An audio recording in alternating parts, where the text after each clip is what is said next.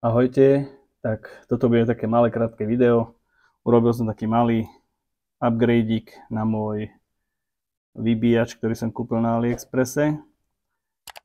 Jedná sa o to, že tie dva fúzy, ktoré som mal, mi neboli vhodné, lebo nevidel som tú ledku. Musel som si to vždycky tak nejako natáčať, aby som videl tú ledku, že už je kondenzátor vybitý.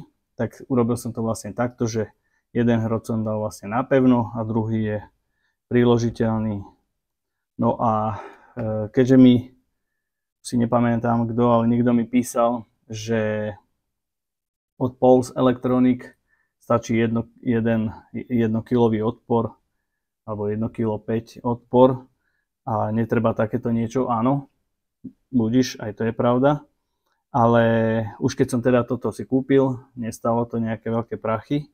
No a bolo mi vyčítané, že tento vybíjač kondenzátoru nevybije kondenzátor úplne do nuly a potom keď sa ide vlastne testovať testerom, tak mohol by ten tester odpaliť. Áno, to je pravda a s tým súhlasím.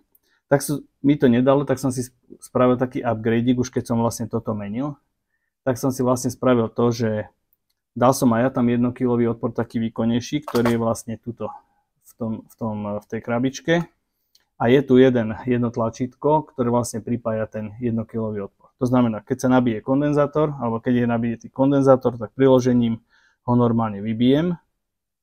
A keď chcem, aby som ho vybil úplne na nulu, že ho idem merať alebo niečo také, tak vlastne len potlačím toto a tým pádom zaradím na tieto sondy vlastne ten 1 kg odpor a vybijem ten kondenzátor úplne do nuly. Takže môžeme si to takto ukázať. Dám si tu jednosmerné napätie. Nabijem si ten kondenzátor. Teraz ten kondenzátor nabijem. Dobre, vypínam. Odmeráme. Kondenzátor je nabitý na 328, pomaličky to klesá. Teraz vlastne týmto vybíjačom z AliExpressu ho vybijem, ale on sa vybije vlastne na hodnotu nejakých 8 V. A vlastne,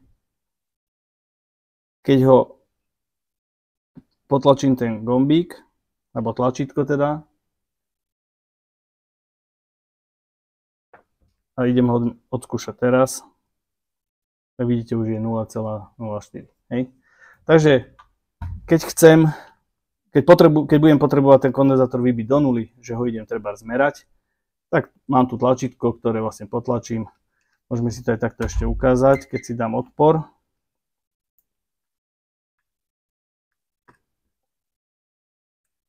Tak je tam nekonečný odpor a keď potlačím tlačítko, tak je tam vlastne 1 kg. Takže vlastne áno, stačil by